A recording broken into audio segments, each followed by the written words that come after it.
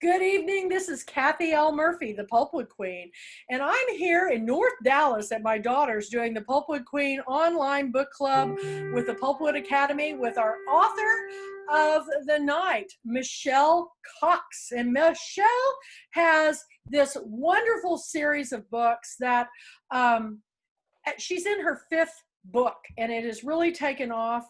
And I just realized in this pre-talk with her that she actually came on board with the Pulpwood Queen Reading Nation as an official read on her third book. So let's talk about that a little bit about the Henrietta, your stories and where this all comes from for those that do not know, that may be listening on our YouTube channel when I post it, about your series. Wonderful. Okay, well, thanks, Kathy, for having me. This is so exciting. I've been waiting to be on your show, so it's great. Yeah, I write the Henrietta and Inspector Howard series, which is sort of like a Downton Abbey meets Miss Fisher's Murder Mysteries.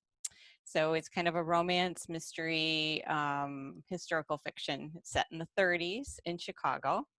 And as you said, there are 5 books in the series. Book 5, A Child Lost, just came out in April, which is kind of a while ago now. So Oh, it went fast. yeah, it did. So one thing that I like to tell people that I think maybe you have heard or have not is that the character of Henrietta is actually based on a real person that I met in a nursing home. So that's kind of fun to talk about. A lot of what happens in book 1, which is A Girl Like You, actually really did happen with this woman. I obviously had to invent the mystery and the inspector, but a lot of the details are from her real life. So that's kind of neat. It's really exciting. You know, I used to go to the nursing home and read as a Methodist. That's one thing I was called to do, was to go to the nursing homes. And the last woman I read to was also that World War II time period. She had the best stories. If you want to hear the best stories in the world, at first I would read to her and then she'd start telling me her stories. They were way better than anything I could have ever. And what was the movie with Kathy Bates where she was a nursing home? What was It's Fried Green Fried Tomatoes. Green Tomatoes? Okay, Yeah. Fanny Flagg's book. But I really, it's wonderful because we're sharing our stories of our authors, but we're also sharing our lives. And if you don't share your stories, those stories get lost forever. So good for you. And this Yeah. woman, is she still alive? I don't believe so. I'm not sure, but probably not. Because I met her in the early 90s and she was, so Yeah. probably not. Well, you're keeping her alive through your stories of your books. And so give us a little bit about your background. I mean, you've got this writing background, but it wasn't for this type of writing exactly, right? Weren't you doing something else before? Well, I have a lit degree, but when I got out of college, I ended up working in graphics as the customer service person, like everybody does with a lit degree. Then I moved into admissions at a nursing home, and I thought that that would be a pretty easy job. I've always had an affinity for older people, but I was really terrible at the job because I didn't realize I was supposed to be selling beds. And I was more interested in the people and being with them and hearing their stories and all that. So, anyway, long story short, they moved me into social service. And then it became my job to write their story. And really, what I was supposed to be doing was just writing a very small paragraph to go in the chart. So, the staff had some sort of reference to who this person was. But, I wasn't really given any guidance. I was just kind of, I was made the director. I was like 23. So I was like Oh my the God. director of this department and I just kind of did what I wanted. And so I would write pages and pages and pages and pages and pages of this person's story because I would spend about a week or 2 weeks with them. And it was wonderful because, it was wonderful for me because I loved hearing the story. It was great for them because obviously this is not probably a welcome thing that happened in their life. They're in a nursing home now. and sitting with them, I think, kind of made them feel like someone actually cared, and I would show up every day and sit with Absolutely. them. Yeah, and then it was also great for the staff who, they would read these stories and they would catch me in the hall and they'd say, I read the latest one. It was great. I'm like, I know, wasn't it? So it was I felt like it was a win-win for everybody. And then I actually quit the job very abruptly because my husband and I at the time were trying to adopt a baby, and one came to us very unexpectedly. We were chosen, and so I resigned from that job and just became a full-time mom. But I do want to say that those stories still live on in my blog. Every week I put out a new story of a Chicago resident. They're all true stories that I heard in this nursing home. And, truly, the truth is stranger than fiction. So some of the stuff I couldn't make up. Yeah, absolutely. And it's just like I said, when I went to the nursing home, I thought I was doing such a wonderful act of kindness by going out and reading it. And what ended up happening, it changes your life, because when they start telling you the stories, you realize, and then I think to myself, well, wonder what if someday I'm in a nursing home and some kid comes in and I tell them my story. I mean, Yeah. really? It's pretty fantastical, So Right. you have it's like walking in another man's shoes. So Mhm. what a great, it gives me chills hearing you tell that story, because it's really wonderful. And, the sharing of the stories is the great connector of keeping us human, and that's so important right now with COVID, because everybody goes, oh, I don't want to be in the book club anymore because we can't meet. And I go, listen, guys, I got these authors at your right on a platter for you. You can ask all your burning questions. And I mean, this is really exciting to me, because I've actually learned more about you and all my authors than I have at all the girlfriend weekends combined. Oh, wow. Because, well, you're telling me things that I'm running the weekend. I don't always get to hear everything.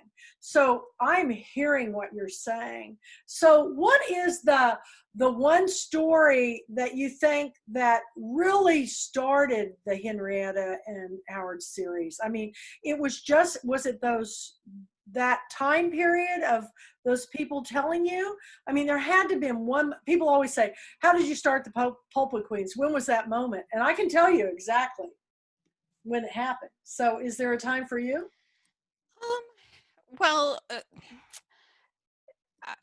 I I wrote, I'm trying to think of a short way to say it. I had written, let's step back one more time, one more space. I was a stay-at-home mom, so I was just volunteering and doing, on a lot of committees and all this, blah, blah.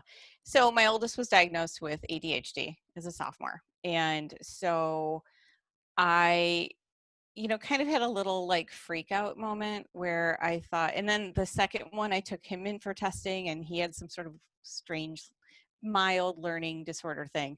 So I thought, what the heck are you doing? You're volunteering all your time with all these people and your kids really need you.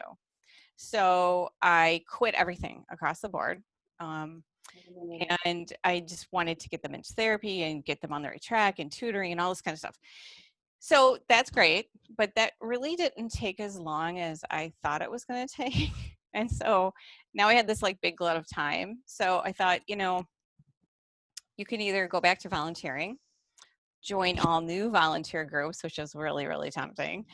You can go get a job, or you could actually try to write a novel, the novel that you always wanted to write, but you were afraid to write.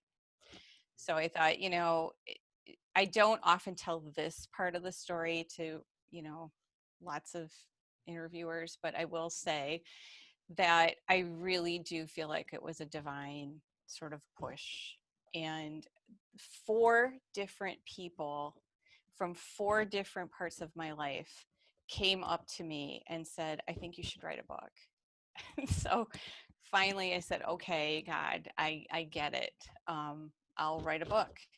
So I wrote this book, and it was this gigantic gargantuan novel. Obviously, I didn't know what I was doing. I tried for a year to sell it. It didn't work. And so then I went to a conference and I thought, you know, obviously I'm doing something wrong. I have to figure out what it is. So I went to the Writer's Digest conference in New York and I learned all about the publishing world, which I knew nothing about. So that was really helpful. That also pointed me to She Writes Press. And at the same time that I was trying to figure all this out with the first novel, I thought, you know what, I need to write something shorter, something, you know, faster paced, sexier, something that is going to be more appealing. I still didn't really know what I was doing, but I thought, okay, I'll do a mystery. And so I started pouring through all of my stories from the nursing home. And I found this story of Henrietta. And I just loved the story. I thought, you know, this is so workable. I can make a mystery out of this. And I really wanted to set it in the 40s because that's kind of where my affinity is. But she had a job at the Chicago World's Fair, which was in 1933. Oh, yeah. And her job was to dress up every day in a Dutch girl costume and hand out flyers for a Dutch rubber company. And I just loved that detail so much that I thought, I've got to set this book in the 30s. And I didn't realize that I was writing a series. If I had, I might not have set it in the 30s, but now I'm glad that I did because I do think that it's kind of a forgotten era. There's not a lot of other series that are set in the 30s, so that's kind of good. But yeah, I think it was that moment where I read in her story notes that she had worked at the World's Fair, and I'm like, okay, this is it. I'm going to base the story on her and lots of details of her life, and you know, go from there. It's great. It's a great story, but I don't think there's anything wrong with saying divine intervention or whatever, because I feel like everything that I've done, I mean, I've had everything go wrong, possibly that could ever go wrong, yet I'm still here, you know? And so people always say, you know, oh, they complain about this and that. And I go, you guys, we're still here. You know, think about that. Mm-hmm. You know, I can breathe fine. I'm doing good. Here I got diagnosed with diabetes and kicked it. I'm half on the medicine now and I'm going to be off of it probably pretty soon.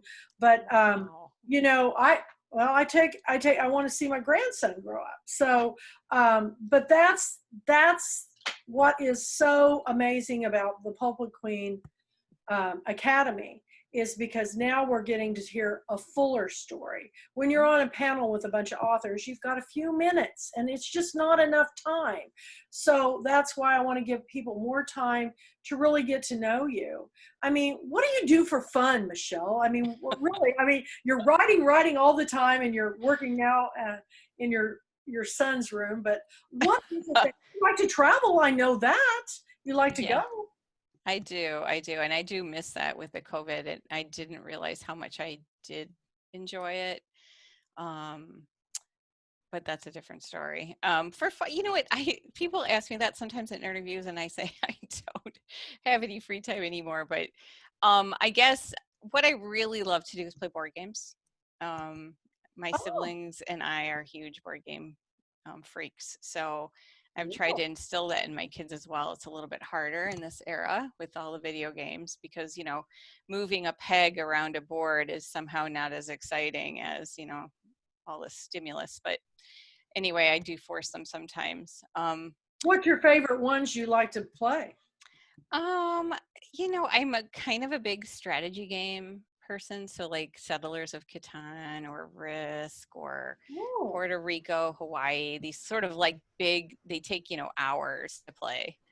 So those are my favorite, but the kids tend to like more of the party type games where it's, you know, it's very fast and you're answering questions very quickly. So categories or something like that. yeah, exactly. Or you're drawing out the Yes, pictures. Pictionary, those types. Yeah, well, my I'll play anything. son-in-law is a big gamer. Oh, okay. And he's, you know, he works with the university here, but he has guys that he gets together and do board games, and Oh my they gosh. it's just, he loves it. And he's always trying to get me to play. And I go, I love board games when I was a kid, but now I'd rather read a book. Because my imagination just goes crazy. So, and I know anybody that's a great writer is also a great reader. Do you have favorite authors that you like to turn to, or anyone in particular, or what do you like to read? Well, good question. Again, I think it's so unfair. You become a writer because you love books so much, and then you become a writer and you don't really have any time to read Yeah, anymore. it's hard. It's really Um, hard, but yeah. I find that I have to prioritize my time Yep.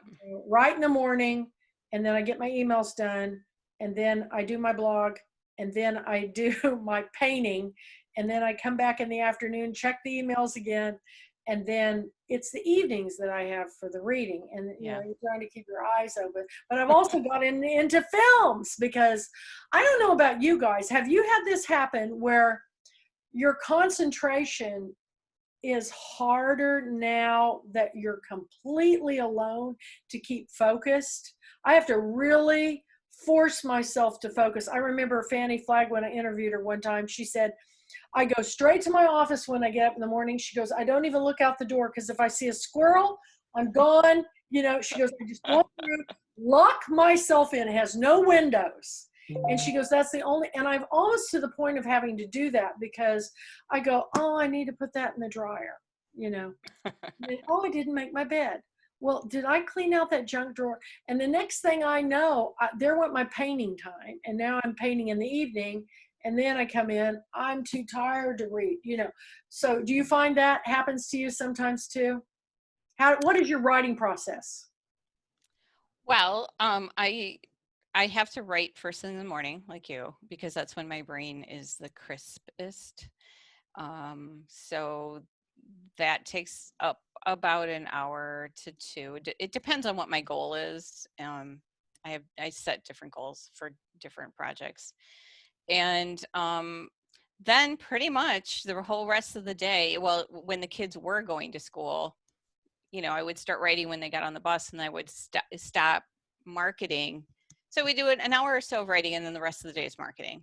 So writing a blog, doing emails, setting up events, or you know, doing That's different important, promotions. because a lot of authors who write don't know how to market.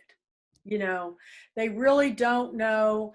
They go, well, I'm not even on the Facebook, you know, Twitter. Tough. They always get it, the Twitter, or I don't even know what, Insta, whatever it is.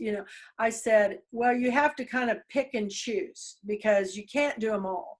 I mean, I'm on way too many of them as it is. And people Me go, too. don't you ever check your Instagram? And I go, I do, but if I'm not careful, I put 48 hours in my 24-hour day. So it happens. And then you're in this series, so you probably are on time schedules then, definitely. Do you have deadlines for your books, or?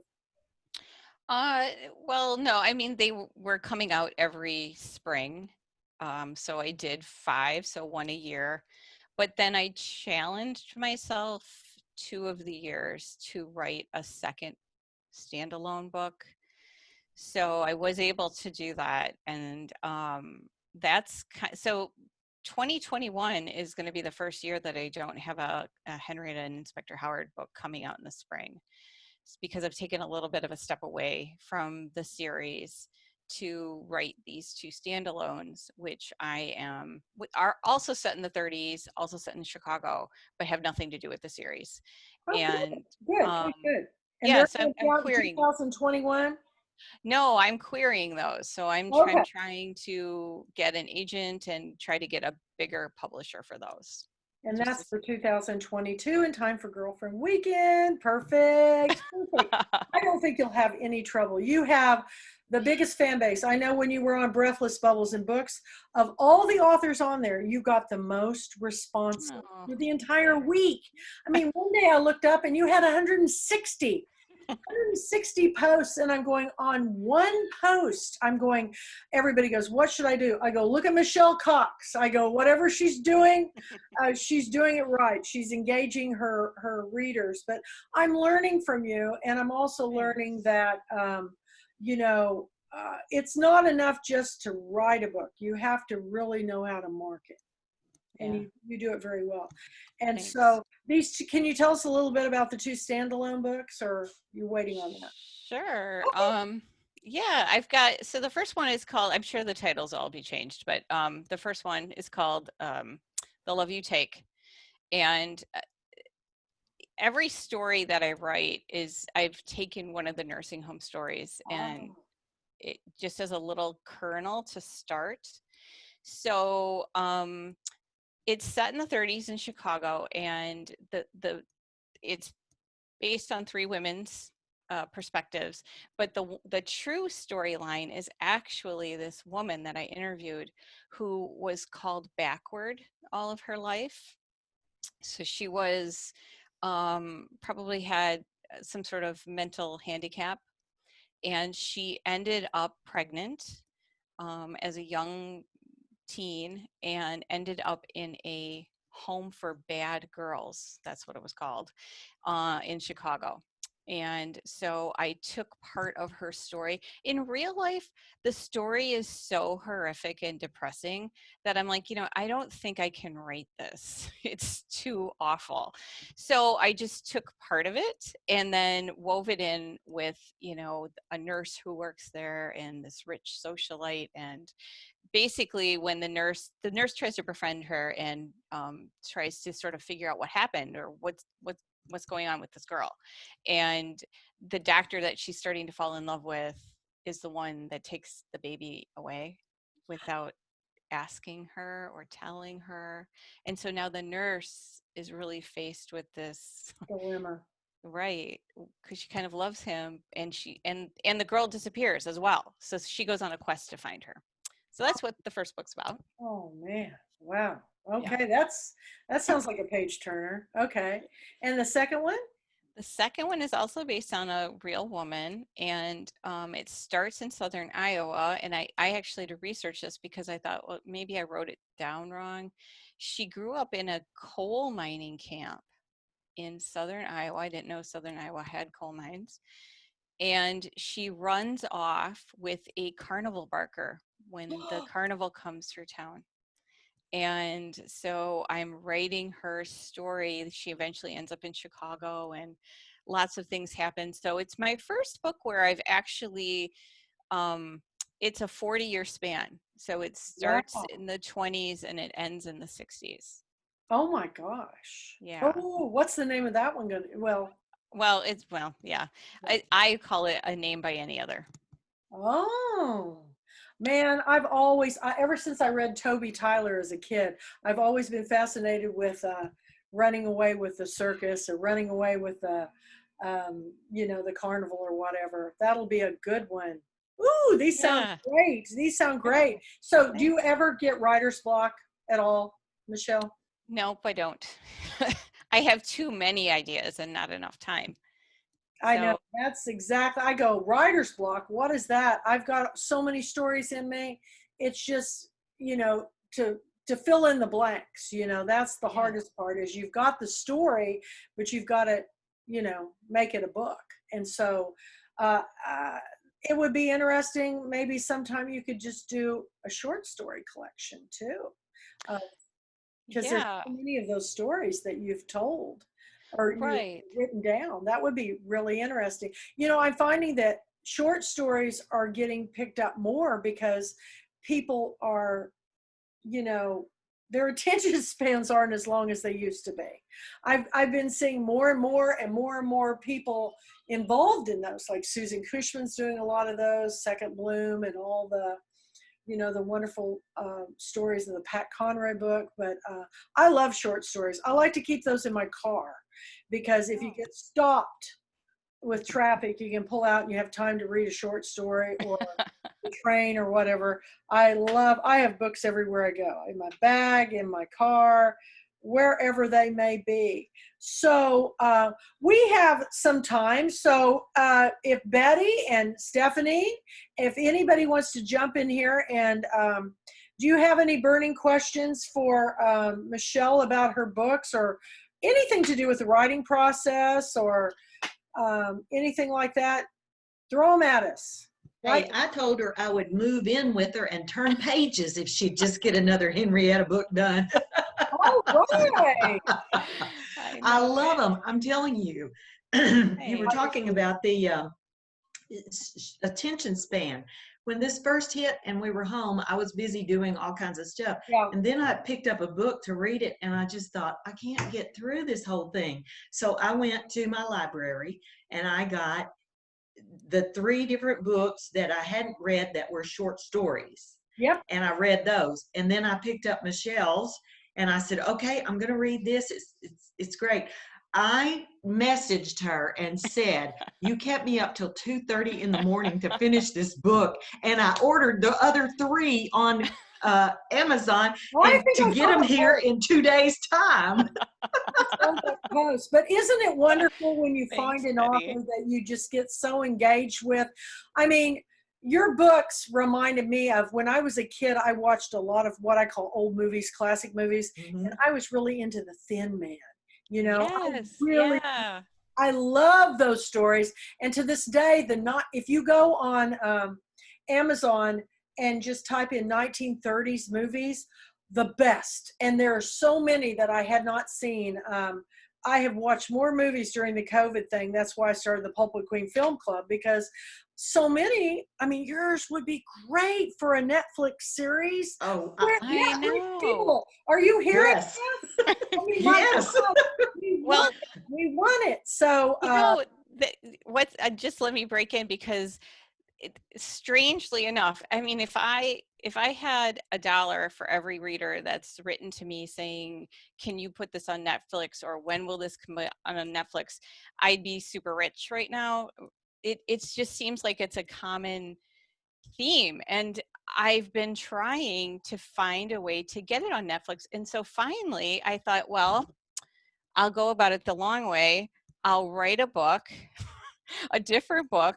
I'll get a literary agent, and then the literary agent will have, film agents in-house, or at least some connections. So I actually wrote 2 standalone novels as a way to get the series on Netflix, believe it or not. well, you may not know this, but now, as being the director of acquisitions for Lucid House Publishing, all the books that we publish that I select become Pulpwood Queen Book of the Months, because it's like I'm picking my books. And all of them, if they're fiction, we have people in the house to pitch to film and Netflix series. In fact, our first book, Spellbound Under the Spanish Moss, written by Connor and Kevin Garrett, we just optioned for film, and it's going to animation with Disney. Oh my good. God, that's So, fantastic. I can tell you, our next book coming out is already a documentary has been made on the author Vince Spinato. And I just finished a book by one of my Pulpwood Queen authors. It's 428 pages. And he broke out of the nonfiction genre, and he's published by, New York Times, the big houses, but they wouldn't pick up his fiction. And he said, I need a literary agent. And I said, you don't need one. You got us. So we're looking at his book, and we will definitely be pitching it to film. And I'll be telling more about that soon. But we've got like 5-6 books in the work, and all of them are being pitched for film, because that Echo Garrett and Connor Garrett and Kevin Garrett and I have formed this publishing dream house.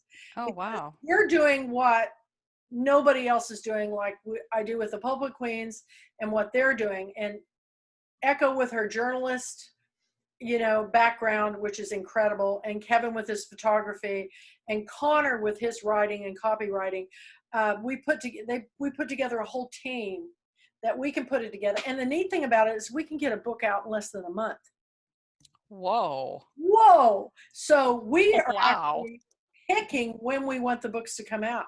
So just think about Lucid House Publishing. I'm just saying, Okay. it's just something that most people that go into the COVID thing are going, I've lost my job. I don't know what I'm going to do. And then Echo calls me and she goes, hey, how would you like to pick out our books for our new publishing house? And I go, dream come true.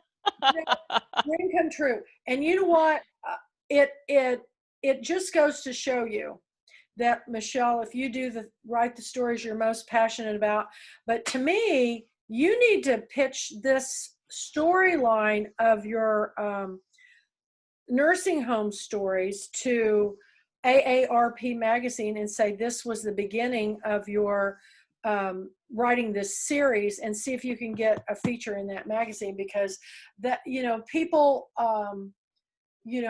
of age read that magazine, and I'm there. I'm 64 now, so I'm right there, and we're a new generation of senior citizens, and I think For sure. some magazine features would be great for you to get the word out on, and Echo can help with that too, because she knows. That's a great idea. But anyway, Yeah. what we're doing is we're actually, for each book that we're publishing, we're putting together a whole publicity plan. Remember how books used to be published, where you went to a house and they said, we like your writing so much, we want to help build you as an author.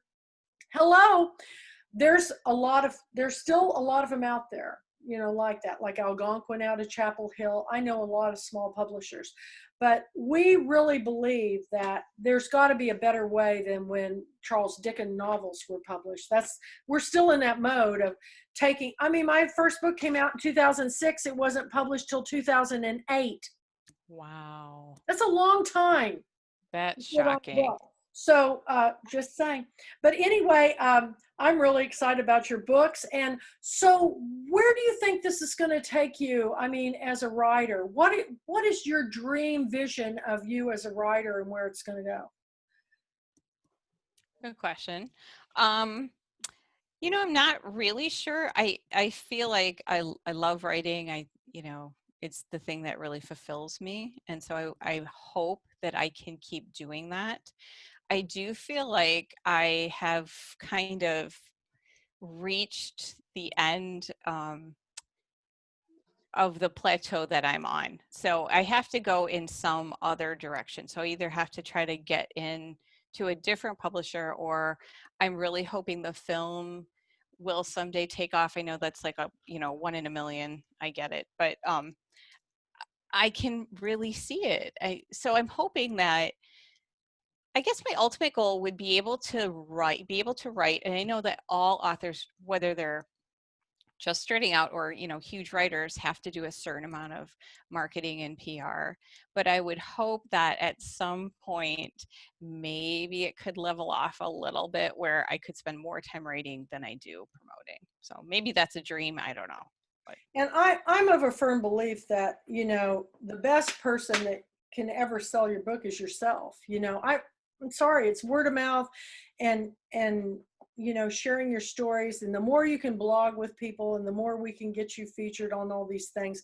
My next big dream goal for you is that I get you on the Pulpwood Queen Film Club, because we've taken your series and put it to, a series. You have to realize too, right now, nobody's filming anything in the country that's live.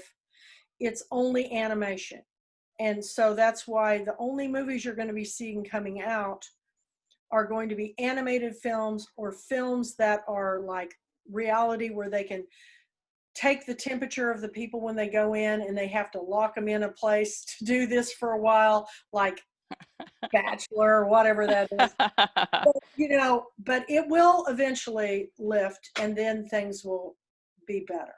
But I think this has hit Hollywood pretty hard, and I think there's other places that are doing some great things. And I'll be talking about this more at Girlfriend Weekend, because I've got another author that's in a film that started from crowdsourcing, and it has absolutely gone fully funded. The Chosen. Have you seen it? The new biblical series that was done. You can download it as an app.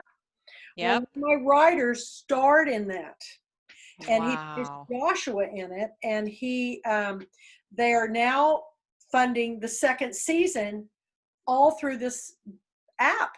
It's the craziest thing I've ever seen. We're going to see people breaking out. It's like the Wild Wild West, y'all. So think outside the box. And I think the more people love history, they love historical period pieces. I mean, look at the popularity of Downton Abbey. I mean, they're coming out with another movie. The Outlander series. I mean, you could be right there with them, and we'll do everything we can, Michelle, to help you get there. Is there Thanks, anything else Kathy. you want to ask Michelle, Betty, or anything you want to talk about before we let her get back to her real life? Oh, I will be glad to preach on the corners, the street corners. That read her book, and I told her, I said, I need to find out who I can find out and know at Netflix so I can get this on. That's how much I would love Betty. to see it happen. Oh, do it. I think Thanks. what we need next for the Pulpwood Queen thing is people go, oh my God, Kathy, you come up with the crazy. I think we need Pulpwood Queen Writer Camp. I think where all of us that just love authors and want to know more about that, we actually have, readers and writers come and camp with authors, and we have breakout sessions, and we have singing around and storytelling around the campfires. And so that's my next goal. So as soon as we get this COVID thing locked in, I think I will tell you, I've been in Oklahoma, Kansas, Missouri, Arkansas, Oklahoma, Texas, all within the matter of a couple of weeks. There is nobody out there on the road. I wore a mask the entire time. Everywhere I went, people are being very careful everywhere I went. But when you get out and see the world and see people, you realize that, it is serious, because I have a lot of friends that have lost people, and I have friends that have COVID. But if you are careful, I recommend that everybody do social distancing, but you can travel. You just have to drive. Don't get on a plane. I'm afraid of planes. So later on we can. But I just thank you, Michelle, we finally got this all figured out. And I'm going to put this up on our Kathy L. Murphy YouTube channel. It will download after this. And so give me about 15, 20 minutes. It'll go live. I will do a premiere and share it with everybody. Share it with all those Ollie people. That's right. Subscribe, because Thanks. I think when you hear people like Michelle talk in person and learn more about her, and, a lot of people go, it's kind of like when you saw the school teacher in the grocery store. What are you doing here? I thought you lived at the school. Right. And seeing your homes, I started this thing called Feather Your Nest, because people go, oh, authors live in the Beverly Hillbillies mansion in Beverly Hills. They live in homes just like you and ours, various degrees. I go, the more we can see our similarities, the less we focus on our things that we differ. True. I think it's all about making the connections and making that lifetime connections. I mean, I'm in this for a life. I'm not in it for just, there's no money in what I'm doing right now. I do it because I love the story. And I know you love it because it shows in every word you write in your book. Thanks. Thank you, Kathy. Well, you're welcome. Thank you. You're welcome. I'm applauding of you all the time. Thank you. And thanks for sharing all my posts all the time. Oh, so nice of you. Tag me. Anything you want me to share, you can either put it on Pulpwood Queen Academy and it'll notify me to approve it. I tell people, do not post on Breathless Bubbles and Books. I have to approve them, but I try to focus just on the author that week. But if you put it on Pulpwood Academy, I can then share it on my page and on my other pages. Tag me. I share all my authors. You are an official author over and over. We are excited you're going to be at Girlfriend Weekend. I'm going to have her on my panel, everybody, but we have another surprise that will happen in our 2022 weekend with Michelle. So you have to be there. to know what's going Yes. to happen. And Revis is bringing all his buddies this year. Him Oh, wow. Wow. and their wives are renting a house, and he's bringing Jeffrey Deaver and John Gilstrap, Yeah. Oh, bringing okay. them this year. I just got the photos and just got them posted. Did I get your picture posted, Michelle, on our photo album yet? I think you might. I think you might have. Now that I Okay. think about it. Yeah. I'll check it again. If I haven't, send me, email me your latest author pick. You look fabulous, by the way. You're just glowing. Thanks. You got out of that virtual meeting tonight, right? Yeah, right? I'm excited. My You husband had to do it. fantastic. And Betty, we just got it. You and Bill, we all just got to hang together. I haven't seen Stephanie in weeks now, so I'm in Stephanie Chance deprivation mode. So we've got to get together. But And I can see Eileen here in the chat. I just Yeah, want to say Eileen hi. is here. Eileen jumped on, and I am so excited about Eileen's.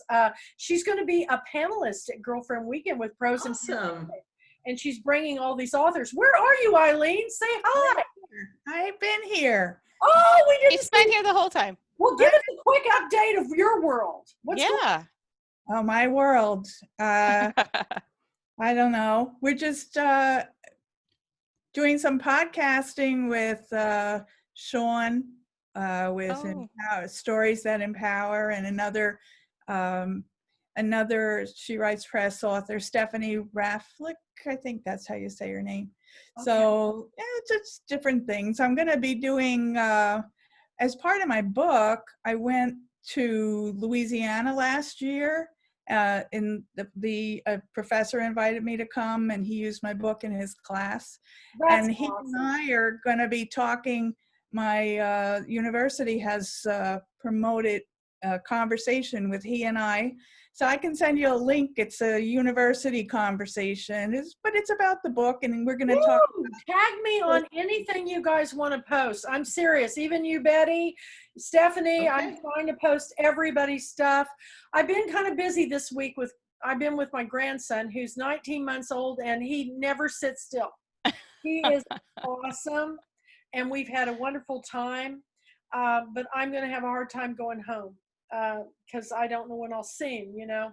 It's really hard to not be able to see your kids as often as you like. But Plan it again. Yeah. Huh? You have to plan it again, in 2 months, or, give yourself What we do is we try to go back and stay social distance, and then we get back together. But yeah, I will.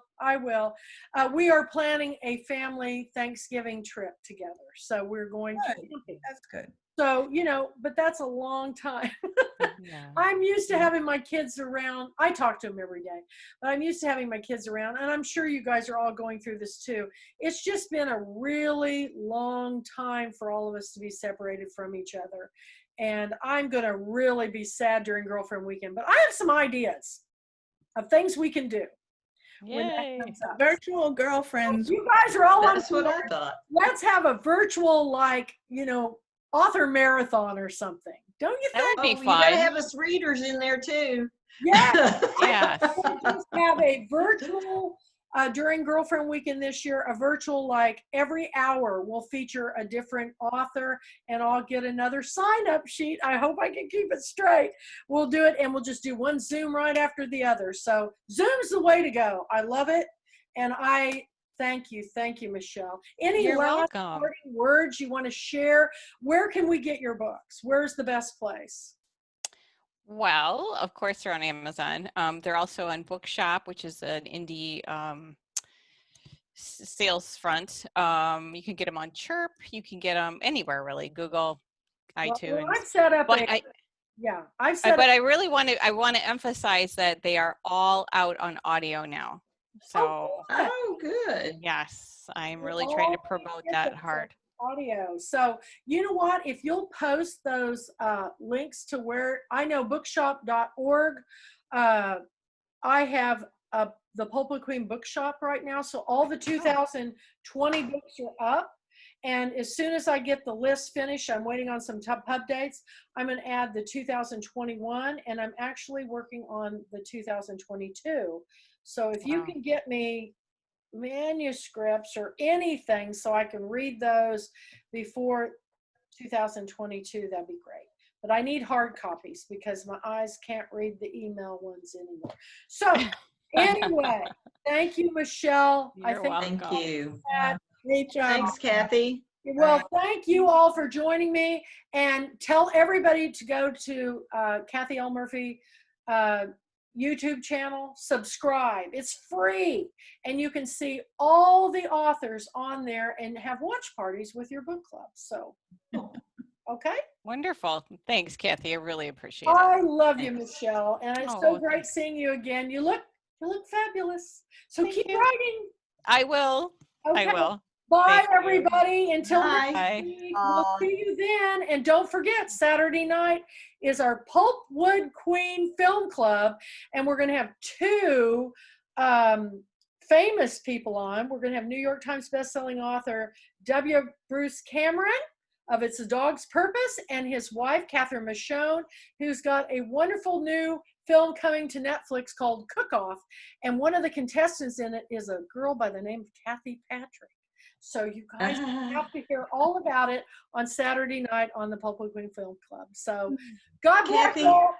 will that be recorded? Because I've got something I've got to do. Okay. Record every Zoom meeting I do now, and I'm just, when I get back home, I'm going to start loading them onto YouTube. So Okay. All right. Great. Thank you. thank you. Welcome. Thanks, Michelle. Betty. All right. Thank Bye bye. you. Bye, Love you everyone. guys. This is Bye-bye. guys. Bye. Bye. Bye. Bye.